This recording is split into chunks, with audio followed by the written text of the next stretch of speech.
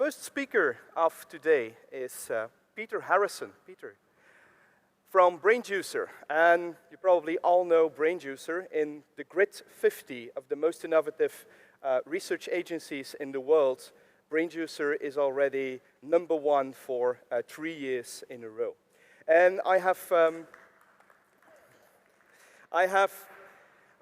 met Peter already a couple of times at different places around the world, and one thing I remember from being with him in a panel or in a Q&A session is that he is, in most of the cases, wearing very funky socks. Is that the case today as well, Peter? Well, they're quite bright blue. There's no stripes. I think I've let you down today, Tom.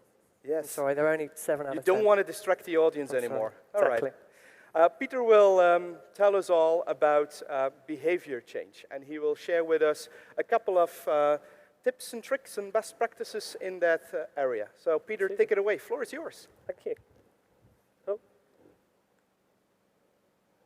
Okay, so I work at BrainJuicer in the Behaviour Change Unit. In the Behaviour Change Unit, we help our clients understand and change the behavior of their customers. Now, marketing has 3 core functions. It's to create products that people want, it's to create brands that people love, and it's to help people buy those products. And the examples I'm going to talk you through today really relate to that third part, the activation, how to make it easy for people to buy your products. So I'm going to talk through 5 essential skill sets that you need to maximize your chances of successful behavior change. Together, they form a kind of a behavior change process to help you go from strategy to proving or disproving your intervention success. So those 5 skill sets are strategy. Do you know what behavior you want to change? There's research. Do you fully understand the context? Design. This is the creative bit. Come up with the intervention idea. Implementation. Do not underestimate the importance of good project management skills and the ability to form partnerships. And then finally, test. This is where you prove whether or not your intervention has been successful or not. So first of all, strategy. Now, the art of all marketing is about behavior change. If you're not changing behavior, you're not really doing anything at all. Yet quite often when we receive briefs, it's very hard to understand and to get down to what is the behavior you're trying to change? Who do you want to do what differently? So the first thing that we like to do with clients is to bring that out to the front and to really clarify in a simple statement what it is that we're trying to get people to do differently. Now, behavior change will generally sit somewhere on this axis. So generally, you're trying to get people to start doing something that they weren't previously doing, or stop doing something that they previously were. Or perhaps they sit on the less-more axis. So you want them to do more of something they're already doing or less of it. For example, perhaps they buy your products 5 out of every 10 times they go to the shop, and you want to nudge that up to 6 times out of every 10. And understanding where it sits on this framework is really useful, because it can start you thinking about the level of behavior change strategy that you will want to adopt. If they're on the start-stop axis, you probably need to try something quite strong, something quite overt to kind of push them into this big change. If they're on the less-more axis, then you might try something more subtle, more of a nudge, just to make certain behaviors slightly easier. So the key for strategy, be really clear about the behavior you want to change, and have an idea around what this means for your behavior change strategy.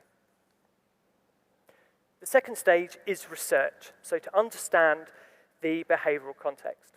Now, if you're a mechanic repairing a car, it's far more useful to know how the car works rather than why the car works. And the same is true with behavior change.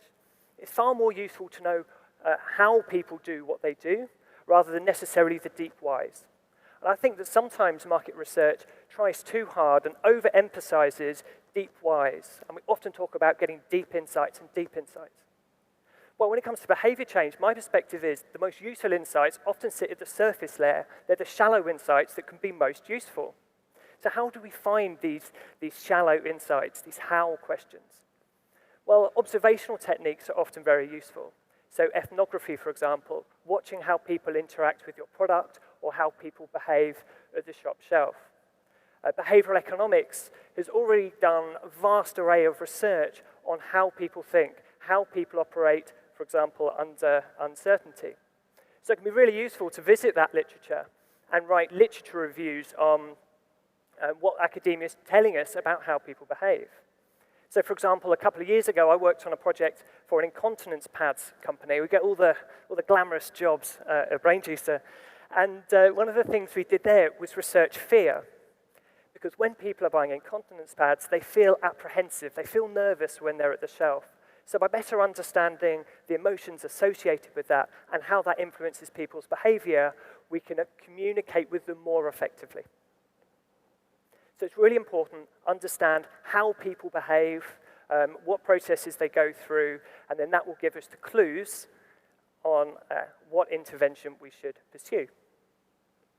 Stage 3, design. This is the really, really creative bit, where you get to come up with the exciting ideas to change people's behavior. And the key here from a behavior change perspective is that we're generally not trying to change people's attitudes and opinions and persuade them to do one thing or the other. Rather, we're trying to make something easier, more obvious for them to do. So the key, I think, objective here, or the key question to ask yourself is, how can I make the desired behavior easier for people? I'll give you a few examples of how we've done that. Drinkaware is one of our clients, and they're a responsible drinking charity in the UK. And they wanted to encourage people to drink more water when they're in clubs and bars. And if we'd taken a traditional research approach and asked why people don't drink water, then we might have found out that it has a very low brand equity, that people just don't feel comfortable drinking water, and then we would have tried to rebrand water as the next cool drink to have in the bar. We didn't go that route. We went a behavior change route. And we tried to make it easier and more obvious that you should be drinking water. So we designed this beautiful poster here. If you look at that poster, you might find that you start to get a bit thirsty and you want to drink water, but it's using social mirroring principles. When we see other people doing something, in particular eating or drinking like this, it often creates a physiological reaction within us for us to copy. So by having these posters, we literally wanted to develop a thirst for water amongst people seeing it. In bars in England, by law, bars have to give free water if you ask for it, but very few people do. So we made that behavior easier. So there wasn't this obstacle of having to ask for water, and we simply placed free water bottles on the bar for people to take. So this twin approach, these two interventions that we put together, almost quadrupled the amount of water consumption in clubs and bars. So we don't try and change people's opinions, we just try to make the desired behavior easier for people. And Mastercard are another one of our clients, and they have a problem with soft drink vending machines. They have these lovely, you can buy your drinks with credit card or debit card if you so wish, but not many people do, funnily enough. Now the picture behind me is the slot for you to put your card into. So they paid us money, and we told them to put a yellow border around it. That's right, we took their consultancy fees and we told them to put a yellow line around the card payment option because that might increase card usage. It's not about trying to persuade people about the benefits of paying by card. You don't have to touch your grubby, dirty, horrible money. In fact, we did also try a poster, and that completely bombed. But when we did really earn our money when we actually tested this in market to see what effect it would have on card usage, and it increased card usage by over 70%. So again, we don't need to persuade people. We just need to make the desired behavior easier and more obvious. And very quickly, my third example, trying to encourage people to wash their hands in hospitals more frequently. So patients were given a tray with their food on like this, with the wipe in the front corner of the tray. But people would take the lid off the plate, they would touch their cutlery before washing their hands, thus contaminating everything. So simple, just move the antibacterial wipe on top of the plate, and then it's the first thing people will touch. They'll have clean hands, and then they'll stop spreading disease, and hopefully will save lives within hospitals.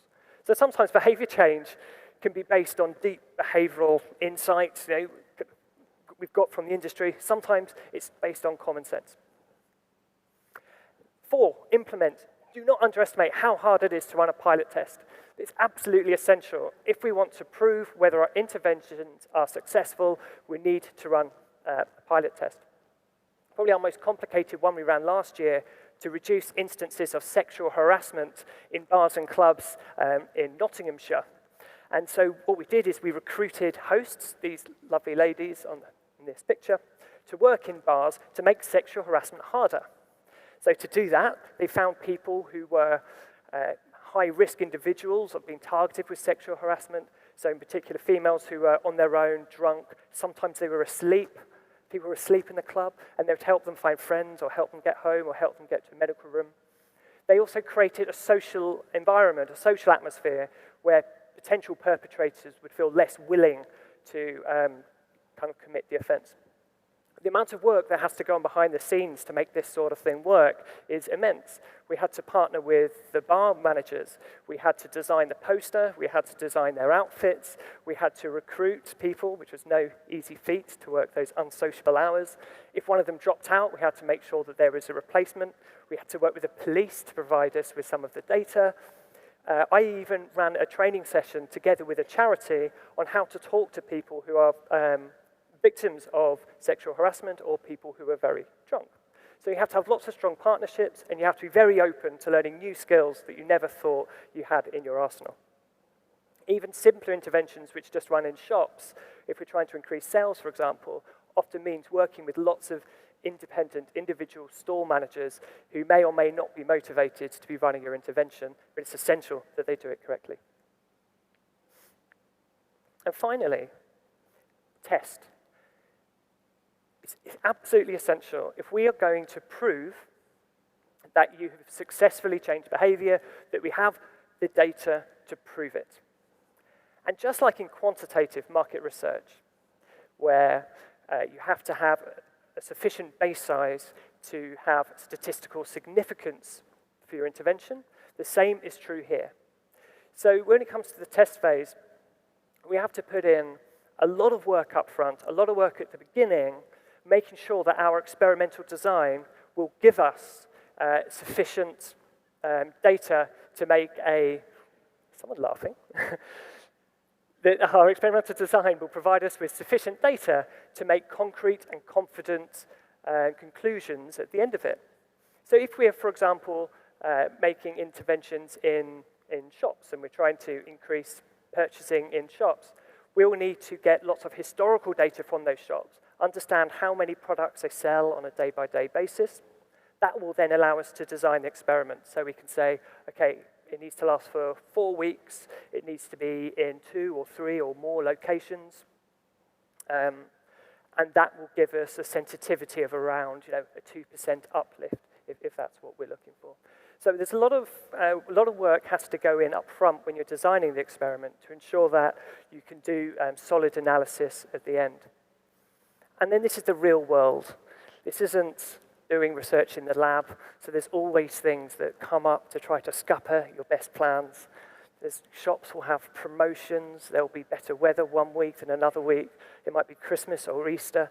So we have to be really aware of all of these different influencing factors that might try to have some kind of bearing on our results.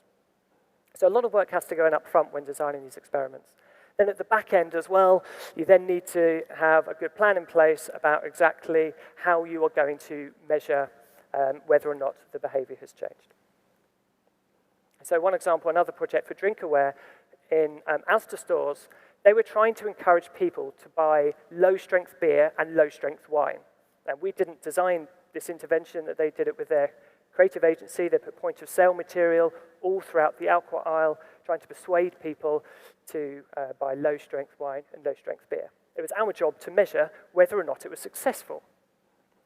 As you can see from the graph behind me, it wasn't great news. Sales of low-strength wine went from 8.1% to 8.1%, so no change. And with low-strength beer, it dropped from 14% to 12.8%. So there's actually fewer people buying the low-strength beer.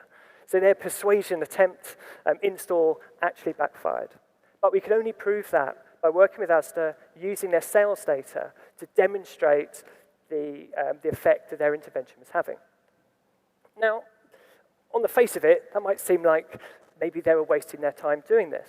Well, actually, I applaud Drinkaware for doing this because they learned valuable lessons about how they can influence behavior. They learned that often persuasion isn't the way to go, especially in in-store environments. And we also ran exit interviews and accompanied shops, so we're able to give them a lot more learning around how people shop in the alcohol aisle and give them some other suggestions for things that might work better in the future. So although this intervention essentially failed, the learning they got from it, I think, was incredibly valuable, and it was a really good learning process for them. So to summarize, 5 stages to behavior change, all with very distinct skill sets. And I'm conscious that we're coming up to a Q&A section where you get to ask me questions, but I thought I'd preempt that and try and throw out some questions to you guys. So strategy, maybe you could all just take a moment and think about a customer behavior that you would like to change. So if you just take a moment and just try to picture a behavior that you would like to change. Has everyone got something? Yes? I'm seeing some nods. Okay. And then think about the research phase. So what are the sorts of how questions you could ask? How could you better understand the behavior of people in that context? How can you understand how they are being influenced by their environment? Then design. What kinds of ideas might you come up with to shift their behavior? Remember, we're not trying to change attitudes, opinions, or beliefs. We're trying to make the desirable behavior easier. So what do you have in your power? How can you influence that behavior? What kind of ideas do you come up with? Then you want to implement, run the pilot test, and then subsequently, how would you go about testing this? What data would you have to prove whether or not your intervention has been successful? Thank you.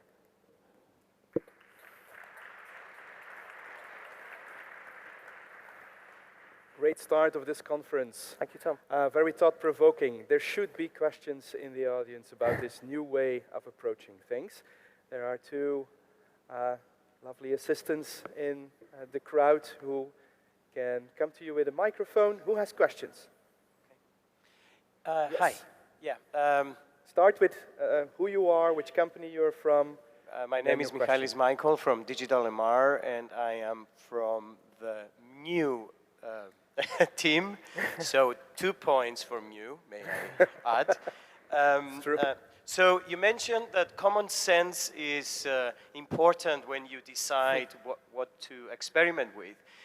What I was wondering is, what was the common sense thought, if there was one, when you came up with the yellow frame of that credit card device there? No, I believe what I said was that sometimes you can use principles of behavioral economics like social mirroring, which are not common sense, and they can be very effective. But sometimes common sense can lend a hand, such as moving the antibacterial wipes. Once you understand that you are not trying to persuade people to change, rather you are trying to make a particular behavior easier. Once you change what you are trying to focus on, what you're trying to do with your intervention, then I think sometimes common sense, such as moving the antibacterial wipe, kind of becomes apparent. But if you weren't starting off with that frame of how do I make this behavior easier, you may very well not have come to that conclusion. And the yellow border, that was just all around how do we make the card more salient. So typically when we are doing something or making a decision, the idea which comes most easily to mind, we assume to be the best route to take. It avoids us having to think too much. It makes our decision-making much simpler and much easier. So by putting the yellow border around the card payment option, we're making it a more salient, a more obvious choice, so it would come to mind far more easily for customers, and therefore they're more likely to use their card. So I hope that answered your question. Thank you. Time for another question. Yes? Thank you. Janet Standen from JS Strategic Insights, part of Sigma. Hello, Sigma team. What about when it's a completely new behavior that you're trying to create, so there's no existing behavior pattern? I was thinking of things like electronic payment systems when they first came out, like Apple Pay or Lyft, using apps to call rides, things that there is no existing behavior you can tap into the how of. Then you need to understand what people are currently doing in place of that and what processes they have in place. So for example, one of the other Mastercard projects I've been working on recently is with a car park chain. And they want people to start using their cards to enter and exit the car park, so you don't take a paper ticket. So for people, this is a completely new behavior. You're used to going up, pressing the button, getting your ticket and going through. And that has proven to be a really, really embedded habit, a really hard behavior to change. But again, sometimes a bit of common sense can come into play. And they were talking about, well, how can we tell people that it's the best option? And maybe we can put some signs on top of the ticket machine.